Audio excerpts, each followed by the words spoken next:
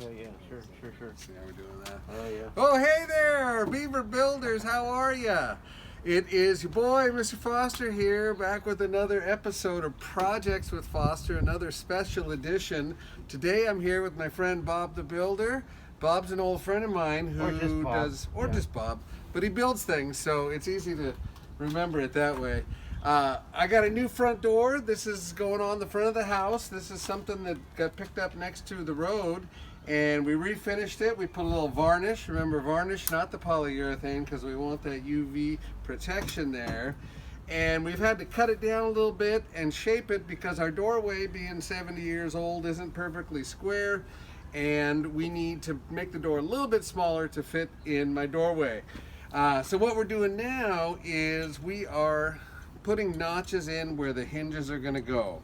It's a mortise. We're taking a chisel and cutting down into that so that these hinges fit just about flush, as you can see here, with the side of the door.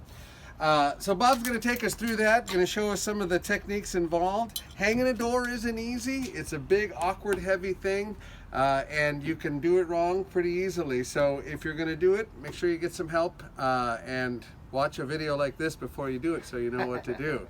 So, Bob, you want to tell us a little bit what's going on here? Mortising. We're cutting a flat bottom hole that sets the hinge in there so that it sits flush. We don't want to go past the plane of the door, or otherwise it will bind up on the jamb side, which we don't want. We're starting off with a rounded corner, which means I'm using a 1/2 inch or a 3/8 bit to get a flat bottom hole, because this hinge itself has a rounded corner. Some of them have square corners, and you know what to do with a square corner. You don't need a drill bit. So I'm drilling this down to approximately the depth that I need from that hinge just by looking at the hinge. That's just an eyeball job, because it doesn't matter if I go a little bit too shallow or a little bit too deep. The rest of the cutting is going to change that. I'm just doing that on these two corners. And that provides that rounded corner, as well as some relief for where the wood can go when I'm chiseling it. Chiseling real quick. Actually, before you go there, show what you did before Before we did this, I had the hinge attached with the holes in place. Everything was already here. So we just put them back into the holes. I scored along the line of that hinge with the knife.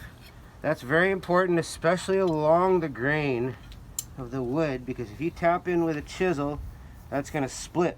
It's going to split, and it could run a little bit or a lot. You don't want even any of that. So we're cutting in with a knife, getting it just deep enough. We're doing it over here. This edge is called the shoulder, and we're not going to be touching that until the very last bit. We're not going to be addressing any of this here, because it's going to be protected. We want that hinge to sit nice and flat in here in a way that you don't have a lot of wiggle room or high edges. This one's almost done. So here's how you start this. You're tapping in using the bevel so that you can go only so deep. And you're trying to do roughly the thickness of that hinge, but we're starting again away from the shoulder. And we're just giving 1, 2, 3, 1, 2, 3, all the way down.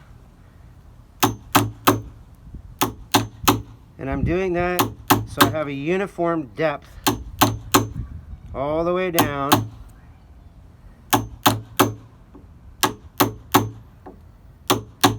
Again, avoiding that shoulder. And when I come back the other way, I'm using that beveled edge too, and it's just going to want to slide right along and remove all that little bit. I'm not tapping hard, I'm not pushing hard.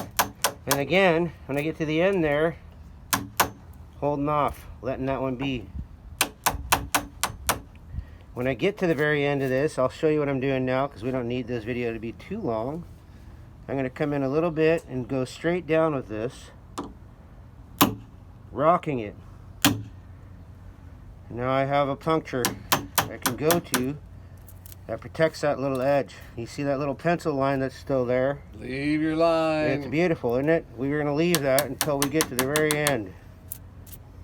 That's how you do that hole. All right, thank you, Bob. There you go.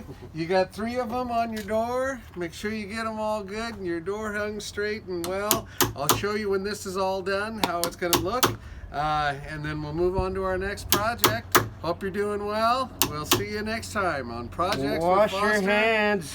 Wash your hands. Stay inside. Wash your face.